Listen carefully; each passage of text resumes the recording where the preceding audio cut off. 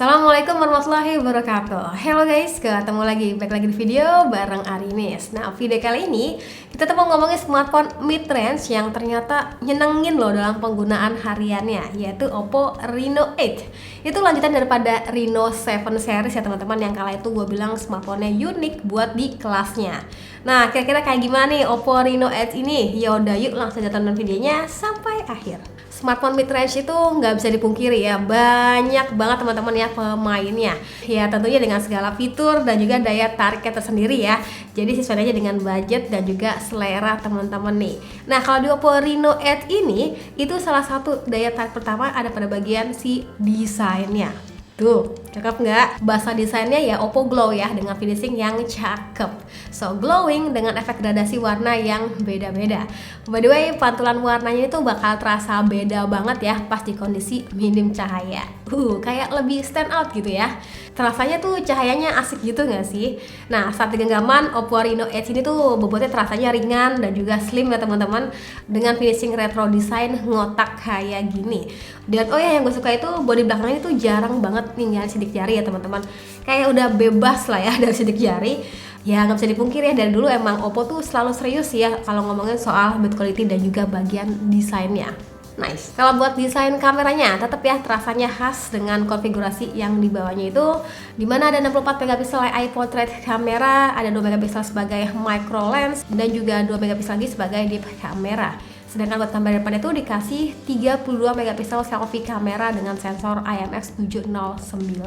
Nah, sensor IMX709 itu diklaim bakal nangkep 60% lebih banyak cahaya dan ngurangin noise hingga 35% gitu. Biar lebih kebayang, berikut buat beberapa hasil fotonya ya.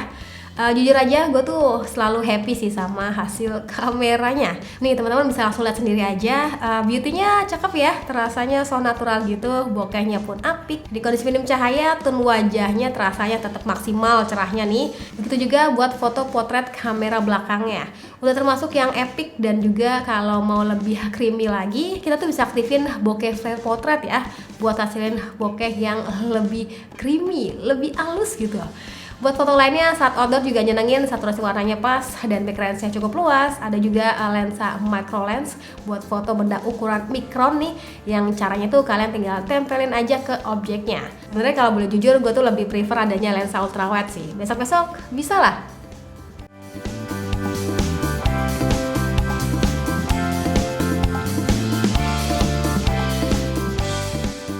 Selain buat kebutuhan foto-foto, tentunya ya smartphone ini tuh untuk kebutuhan penunjang aktivitas harian ya, yang mana mungkin teman-teman nih harus selalu online, balasin chat dari klien lah, sosial media lah, belanja online hingga nonton. Ini tuh aktivitas mainstream harian lah jatuhnya, bisa dilahapnya dengan baik. Jujur aja ya, gue tuh kemarin sempet ngobrol sama teman kampus yang sekarang tuh jadi staf kantoran gitu ya teman-teman.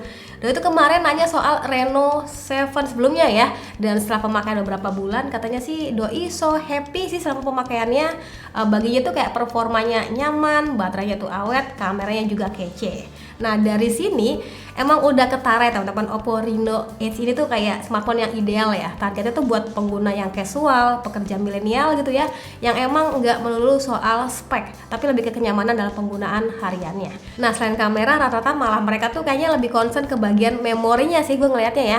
Ya kalau di Reno 8 ini tuh udah puas lah ya, soalnya RAM-nya tuh lega 8GB yang masih bisa di-expand hingga 5GB. Dan gak lupa buat memorinya tuh lega abis di 256GB. Selain itu kenyamanan UI juga penting ya. Di Reno 8 ini tuh udah pakai ColorOS versi 12.1, yang mana UI-nya tuh yang asik ya buat di custom. Jadinya tuh lebih ngemudahin aja dalam penggunaannya. Ya sederhananya tuh mau dengerin lagu ataupun podcast di YouTube gitu ya, kita tetap bisa aktifin di background walau sambil ngerjain hal lain. Atau bisa juga manfaatin air gesture-nya pas mau scrolling ataupun angkat telepon nih pas kondisi tangan kalian tuh lagi repot gitu ya. Dan sebenarnya masih banyak lagi ya teman-teman.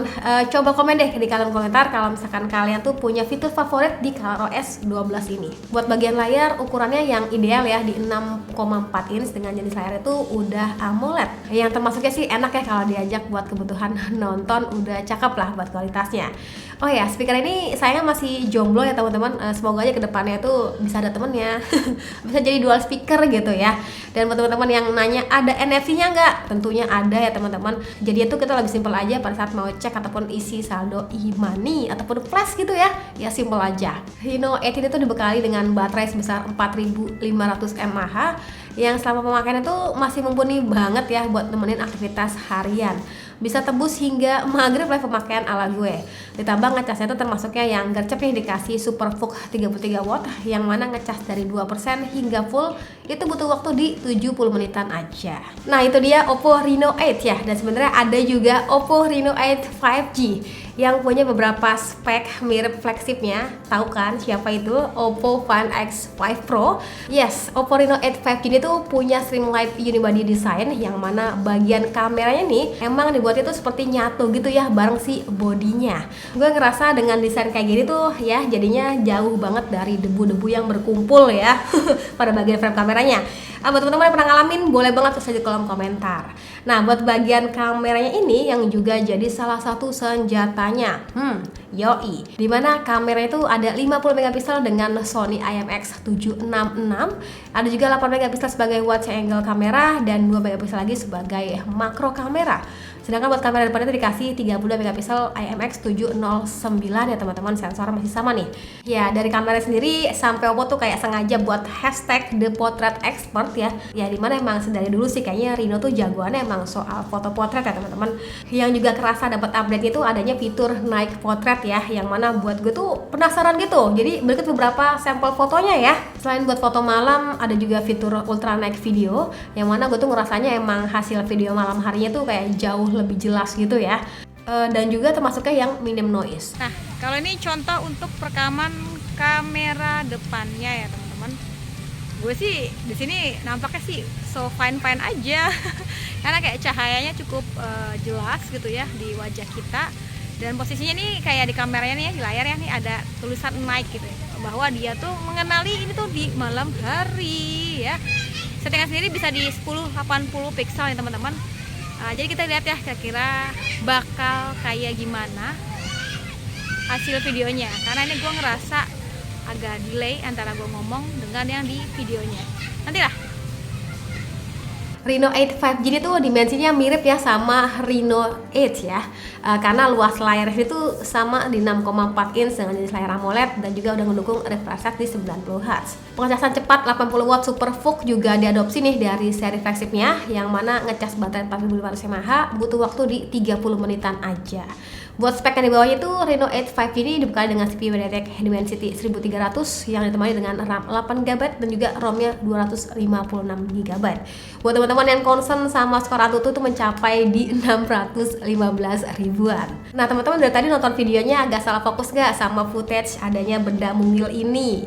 Yes, ini tuh Oppo Enco Bud 2 TWS yang belakangan itu nemenin hari-hari gue ya.